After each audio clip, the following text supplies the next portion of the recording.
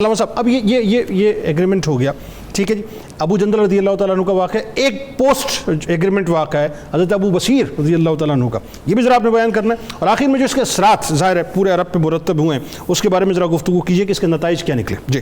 جی ابو جندل رضی اللہ تعالیٰ عنہ کا جو واقعہ ہے وہ تو ظاہر ہے کہ قبل از وقت اسلام قبول فرما چکے ہیں اور اب حضور صلی اللہ علیہ وسلم کی خدمت میں آئے ہیں اور خود کو پتہ نہیں کس حالت میں وہ لے کے وہ 14-15 کلومیٹر کا فاصلہ ہے اس میں خود کو گھسیٹتے ہوئے لے کر حضور صلی اللہ علیہ وسلم کی خدمت میں حاضر ہوئے ہیں.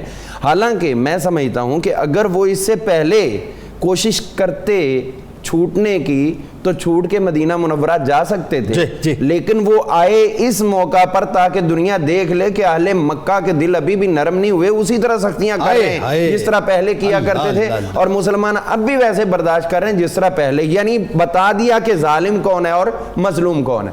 اس کے بعد جب حضور صلی اللہ علیہ وسلم نے ان کو واپس کر دیا، حضرت ابو بصیر کے حوالے سے جب یہ بات ہوئی تو وہ شرائط میں سے جو ہمارا بندہ جائے گا آپ کو واپس کرنا پڑے گا.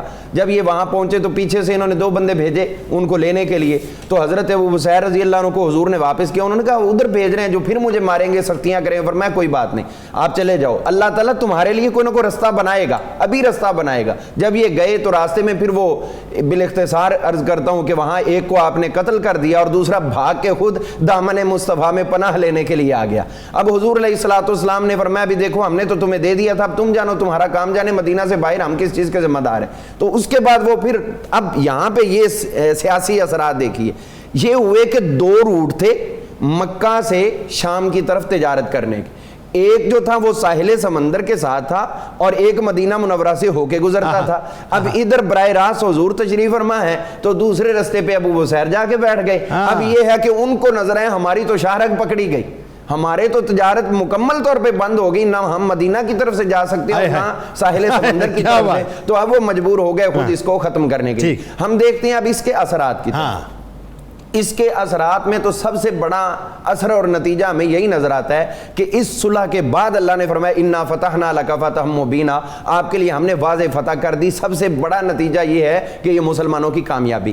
اب ہم دیکھتے ہیں پریکٹیکلی جنید صاحب اس میں یہ بات دیکھنی چاہیے کہ بہت سے اگر ہم تاریخ کا مطالعہ کریں تو فوجوں کی بہت زیادہ فتوحات کی ہوئی، بعد میں جو کم سینس لوگ ہوتے ہیں انہوں نے ٹیبل ٹاک میں جا کے وہ ہار دی ہوئی.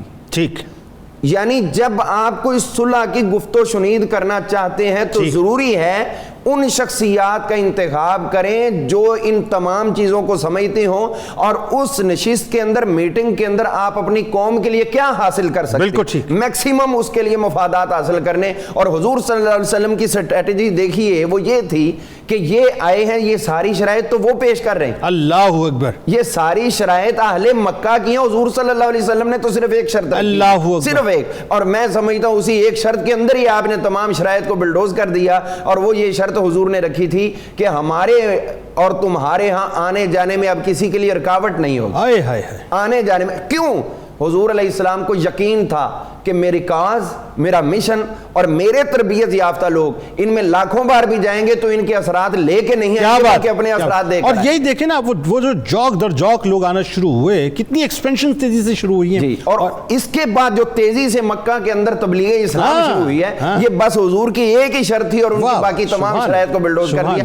اب دیکھیے اس کے بعد کیا ہوا. اس کے بعد اپنی ہی شرائط وہ لوگ جنہوں نے خود دی تھی ان کو توڑنے یا اس کو ختم کرنے پہ مجبور ہوئے. بنو خزاعہ مطلب اسی وقت ویری نیکسٹ مطلب ایگریمنٹ کی ویری نیکسٹ بنو خزاعہ کا حملہ انہوں نے خود یہ شرط توڑ دی.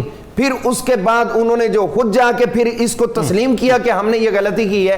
اس کے ساتھ دیکھیے وہ ابو بصیر والے واقعے کی بنا پر آنا جانا وہ ختم کروایا. اور آخری بات اس میں عرض کرنا چاہوں گا کہ یہ جتنے بھی نتائج کے طور پر ہم غور کرتے ہیں تو ہمیں سب سے بڑا نتیجہ نہیں بھولنا چاہیے. آج چند کتابیں پڑھ کے کسی نہ کسی کا نام لے کر زبان دراز لوگ بڑی دشنام ترازیاں کرتے ہیں، ان کو سوچنا چاہیے کہ یہ وہ صحابہ اکرام رضوان اللہ علیہم اجمعین ہیں جن کے لیے اللہ تعالیٰ نے اس کے اندر اعلان کر دیا لقد رضی اللہ اکبر، اللہ راضی ہو گیا. تو اللہ کی رضا عارضی نہیں ہوتی اور نہ ہی وہ اپنا لا تبدیل لکلمات اللہ اپنے فیصلے بھی نہیں بدلتا.